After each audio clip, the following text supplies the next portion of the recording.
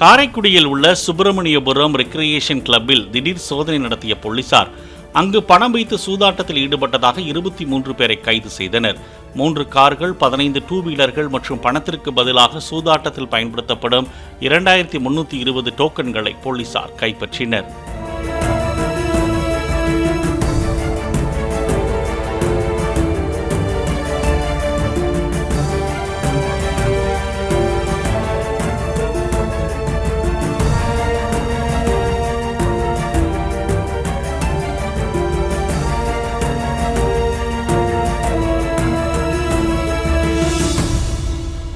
Play store மற்றும் app ஸ்டோரில் இருந்து பாலிமர் செயலியை QR கோடு மூலம் பதிவிறக்கம் செய்யுங்கள்.